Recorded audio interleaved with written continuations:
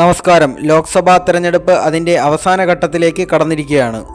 ഇരു മുന്നണികളും പ്രതീക്ഷയുടെ കാര്യത്തിൽ ഒപ്പത്തിനൊപ്പം നിൽക്കുകയാണ്. ഈയൊരു അവസരത്തിൽ രണ്ട് മുന്നണികളുടെയും സാധ്യതകൾ ഒന്ന് പരിശോധിക്കാം. 10 വർഷമായി നരേന്ദ്രമോദി ഇന്ത്യ ഭരിക്കുന്നു. അപ്പോൾ സ്വാഭാവികമായിട്ടും ഒരു ഭരണവിരുദ്ധ വികാരം ജനങ്ങൾക്കിടയിൽ ഉണ്ടാകാം. അത് തങ്ങൾക്ക് വോട്ടായി മാറ്റാം എന്നതാണ് ഇന്ത്യ മുന്നണിയുടെ പ്രതീക്ഷ. ഗ്യാസ്, പെട്രോൾ അടക്കമുള്ള സാധനങ്ങളുടെ വിലക്കയറ്റം, തൊഴിലില്ലായ്മ, കർഷക സമരം, ഇലക്ട്രൽ ബോണ്ട്, മണിപ്പൂർ വിഷയം, CAA, UCC, ആർട്ടിക്കിൾ 370 എന്നിവയൊക്കെയാണ് ഇന്ത്യ മുന്നണിയുടെ പ്രധാന രാഷ്ട്രീയ ആയുധങ്ങൾ. ഇക്കാര്യങ്ങളെല്ലാം തന്നെ ഇന്ത്യ മുന്നണിയുടെ ശക്തി കേന്ദ്രങ്ങളിൽ ഒരു പരിധിവരെ വോട്ടാക്കാൻ അവർക്ക് കഴിയും. പക്ഷേ ഇന്ത്യ മുന്നണിയുടെ ശക്തി കേന്ദ്രങ്ങളുടെ എണ്ണം തന്നെ കുറയുന്നു എന്നുള്ളതാണ് അവരെ സംബന്ധിച്ചുള്ള ഏറ്റവും വലിയ വെല്ലുവിളി. പൊതുവേ ഒരു പറച്ചിലുണ്ട്, UP പിടിച്ചു കഴിഞ്ഞാൽ പിന്നെ ഇന്ത്യ പിടിക്കാം എന്നുള്ളത്. ഒരു 30-40 വർഷങ്ങൾക്ക് മുൻപ് UP എന്നാൽ കോൺഗ്രസിന്റെ തട്ടകമായിരുന്നു. എന്നാൽ ഇന്ന് ആ UPയിൽ കോൺഗ്രസിന് സഖ്യകക്ഷികളുടെ സഹായമില്ലെങ്കിൽ ഒരു സീറ്റിൽ പോലും മത്സരിക്കാനാവില്ല, അല്ലെങ്കിൽ ജയിക്കാനാവില്ല എന്നുള്ളതാണ് അവസ്ഥ. മധ്യപ്രദേശ്, ഉത്തരാഖണ്ഡ്, ഗുജറാത്ത്, രാജസ്ഥാൻ എന്നിവിടങ്ങളിലുമൊക്കെ സമാനമായ അവസ്ഥയാണ് കോൺഗ്രസിനുള്ളത്. ഇവിടെയൊക്കെ മുൻതൂക്കം BJPക്കാണെന്നുള്ളത് മൂടിവെക്കാൻ കഴിയാത്ത ഒരു വസ്തുതയാണ്. ഞാൻ നേരത്തെ പറഞ്ഞ ഭരണവിരുദ്ധ ഘടകങ്ങളൊന്നും ഈ സംസ്ഥാനങ്ങളിൽ പ്രതിപക്ഷ കക്ഷികൾക്ക് വോട്ടായി മാറ്റാൻ വളരെ ബുദ്ധിമുട്ടാണ്.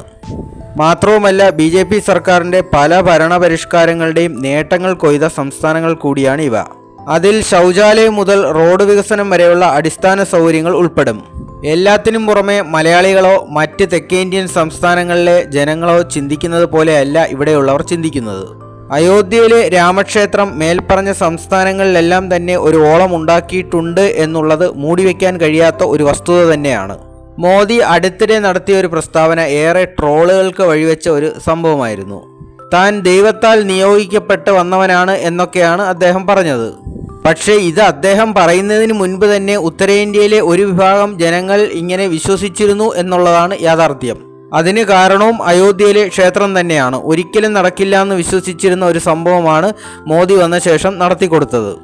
ആ നിലയ്ക്ക് BJPക്കെതിരായി ഹിന്ദി ഹൃദയഭൂമിയിലെ ഭൂരിപക്ഷം ജനങ്ങളും വോട്ട് ചെയ്യുമെന്ന് വിശ്വസിക്കാൻ കുറച്ച് പ്രയാസമാണ്. മാത്രവുമല്ല, കിട്ടിയതിനേക്കാൾ വലുതാണ് ഇനി കിട്ടാൻ പോകുന്നത്. പറഞ്ഞു വരുന്നത് കാശിയിലെയും മധുരയിലെയും ഒക്കെ തർക്കമാണ്. മോദി അധികാരത്തിൽ തുടർന്നാൽ ഇതെല്ലാം സാധ്യമാകും എന്നൊരു വിശ്വാസവും ജനങ്ങൾക്കിടയിൽ സ്വാഭാവികമായും ഉണ്ടാവാം. അതുപോലെ തന്നെയാണ് CAA, UCC പോലെയുള്ള വിഷയങ്ങൾ. ഇതിനെ പ്രതിപക്ഷ കക്ഷികൾ എങ്ങനെ വോട്ടാക്കാൻ ശ്രമിക്കുന്നോ അതിൻ്റെ ഇരട്ടി വോട്ട് നേടാനുള്ള വിദ്യയാണ് BJP പ്രയോഗിക്കുന്നത്. CAA വഴി കുടിയേറ്റക്കാരായ ഹിന്ദുക്കൾക്ക് പൗരത്വം നൽകിയതും ഇത് മുന്നിൽ കണ്ടുകൊണ്ടാണ്. ഹിന്ദുത്വ വികാരം നെഞ്ചിലേറ്റിക്കൊണ്ട് നടക്കുന്ന ജനങ്ങൾക്കിടയിൽ ഒരു രക്ഷക പരിവേഷം സൃഷ്ടിക്കാൻ മോദിക്ക് കഴിഞ്ഞു എന്നുള്ളത് ഒരു യാഥാർത്ഥ്യം തന്നെയാണ്. മാത്രവുമല്ല, കോൺഗ്രസിനെ ഒരു ഹിന്ദു വിരുദ്ധ പാർട്ടിയായിട്ടാണ് ഉത്തരേന്ത്യയിലെ ഭൂരിഭാഗം ജനങ്ങളും കാണുന്നത്. ഞാൻ ഈ പറഞ്ഞ സംസ്ഥാനങ്ങളിലെ ഭൂരിഭാഗം സീറ്റുകളും BJPയെ സംബന്ധിച്ചിടത്തോളം ഒരു ഫിക്സഡ് വോട്ട് ബാങ്ക് ആണെന്ന് തന്നെ പറയാം. ഇതിൽ എന്തെങ്കിലും വിള്ളൽ വരുത്തണമെങ്കിൽ കാര്യമായ സോഷ്യൽ എഞ്ചിനീയറിംഗ് തന്നെ നടത്തിയെടുക്കേണ്ടതുണ്ട്. പച്ച മലയാളത്തിൽ പറഞ്ഞാൽ വോട്ട് വിഘടിപ്പിക്കൽ തന്ത്രം. അത്തരത്തിൽ ഏതെങ്കിലും ഒരു തന്ത്രം ഇവിടെ വിജയിച്ചിട്ടുണ്ടെങ്കിൽ ഇന്ത്യ സഖ്യത്തിന് പ്രതീക്ഷ വയ്ക്കാവുന്നതാണ്. BJPയുടെ ശക്തി കേന്ദ്രങ്ങൾ എന്നുള്ളത് മേൽപ്പറഞ്ഞ സംസ്ഥാനങ്ങളിൽ ഒതുങ്ങുന്നില്ല. തെക്കേ ഇന്ത്യയിൽ എടുത്തു കഴിഞ്ഞാൽ കർണാടകയാണ് അവരുടെ ഏറ്റവും വലിയ ശക്തി കേന്ദ്രം. ഇവിടെ സംസ്ഥാനം ഭരിക്കുന്നത് കോൺഗ്രസ് ആണെങ്കിലും ലോക്സഭാ തെരഞ്ഞെടുപ്പിൽ BJPക്ക് കുറച്ച് സീറ്റുകൾ കിട്ടുന്ന ഒരു സാധ്യത തള്ളിക്കളയാൻ കഴിയില്ല. അതുപോലെ തന്നെ തെലങ്കാന, ആന്ധ്ര എന്നിവിടങ്ങളിലും സീറ്റുകൾ ലഭിക്കും. ഡൽഹി, ഹരിയാന, പശ്ചിമ ബംഗാൾ എന്നിവിടങ്ങളും BJPയെ സംബന്ധിച്ചിടത്തോളം വേരോട്ടമുള്ള സംസ്ഥാനങ്ങൾ തന്നെയാണ്. പിന്നെ 10-40ഓളം ചെറിയ ചെറിയ പാർട്ടികളുമായി സഖ്യത്തിലും ഇവർ ഏർപ്പെട്ടിട്ടുണ്ട്.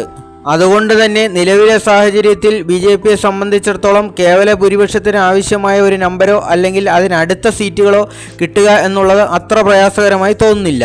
കേവല ഭൂരിപക്ഷത്തിന് അടുത്തുള്ള നമ്പർ എന്ന് പറയാനുള്ള കാരണം BJPയെ സംബന്ധിച്ചിടത്തോളം ഏറ്റവും വലിയ ഒറ്റക്കക്ഷി ആയാലും അവർ തന്നെ സർക്കാർ രൂപീകരിക്കാനാണ് സാധ്യത, ഭൂരിപക്ഷം ഇല്ലെങ്കിൽ പോലും. അത്തരത്തിലുള്ള സംഭവ വികാസങ്ങൾക്കൊക്കെ രാജ്യം മുമ്പും സാക്ഷ്യം വഹിച്ചിട്ടുള്ളതാണ്.